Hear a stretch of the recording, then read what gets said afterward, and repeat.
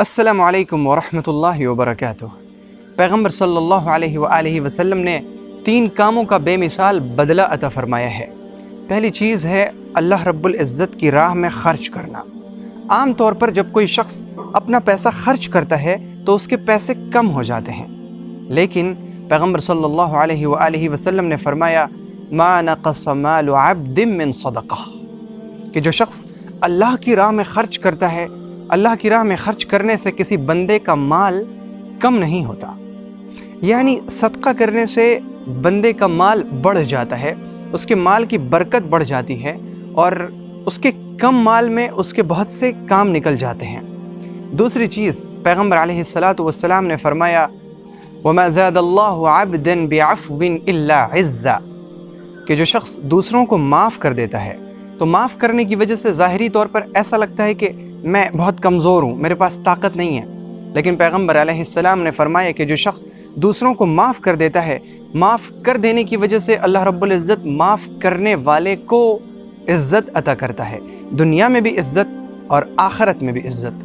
اور تیسری چیز پیغمبر صلی اللہ علیہ وآلہ وسلم نے فرمایا وما تواضع احد للہ الا رفعہ اللہ، کہ جو اللہ کے لیے جھک جاتا ہے، یعنی اپنا حق معاف کر دیتا ہے، اللہ رب العزت کے لیے خاموش ہو جاتا ہے کہ میں جھگڑا نہیں کروں گا، میں خاموش رہوں گا، میں گالی کا جواب گالی سے نہیں دوں گا، میں چپ رہوں گا، اللہ پر میں بھروسہ کروں گا۔ جو اللہ کے لیے جھک جاتا ہے اللہ رب العزت اسے بلند کرتا ہے۔ تو یہ 3 کام ایسے ہیں جن کا بے مثال بدلہ اللہ رب العزت عطا فرماتا ہے۔ میں اس وقت بات کر رہا ہوں صدقہ کی۔ صدقہ کرنے کی وجہ سے انسان کا مال کم نہیں ہوتا، بلکہ صدقہ کی وجہ سے اللہ رب العزت مال میں اضافہ کرتا ہے۔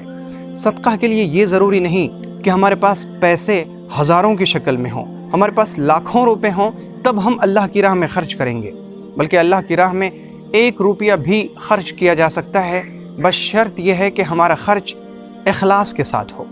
جب ہم اخلاص کے ساتھ اللہ کی راہ میں 1 روپیہ بھی خرچ کرتے ہیں تو وہ بغیر اخلاص کے سونے کا پہاڑ صدقہ کر دینے سے زیادہ بڑا کام ہوتا ہے۔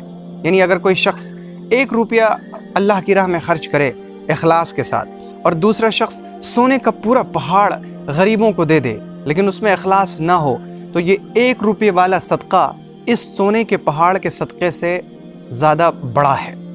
تو صدقہ کے لیے یہ ضروری نہیں کہ ہمارے پاس ہزاروں اور لاکھوں روپے ہوں، بلکہ جو ہمارے پاس موجود ہے اللہ کی راہ میں خرچ کریں۔ اور ان مبارک ایام میں میری آپ سے گزارش ہوگی کہ ہمارے جو مدرسے ہیں، بچوں کے بھی مدرسے ہیں اور بچیوں کے لیے بھی مدرسے ہیں، اور اس کے علاوہ تازہ فکر کی طرف سے لوگوں کے راشن پانی، لوگوں کے کپڑے، لوگوں کے لیے صاف اور اچھے پانی کا انتظام کیا جاتا ہے، اور اس کے علاوہ مساجد کی تعمیر کی جاتی ہے۔ آپ اپنے صدقات اور عطیات تازہ فکر کو دیں۔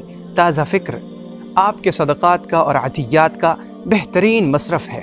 آپ کا 1 روپیہ صدقہ جاریہ ثابت ہوگا انشاءاللہ، اور میں آپ کو اطمینان دلاتا ہوں کہ میں آپ کے پیسوں کے 1 روپیے کا امین ہوں۔ آپ کے پیسے صحیح مصرف میں بہتر طریقے سے استعمال ہوتے ہیں۔ اللہ رب العزت آپ کے صدقات کو اور آپ کی تمام نیکیوں کو قبول فرمائے، اور اللہ رب العزت آپ کو خوب اجر عطا فرمائے اور ہم سب کو خوب نیکیوں کی توفیق عطا فرمائے۔ آپ اللہ کی امان میں رہیں۔ السلام علیکم ورحمۃ اللہ وبرکاتہ۔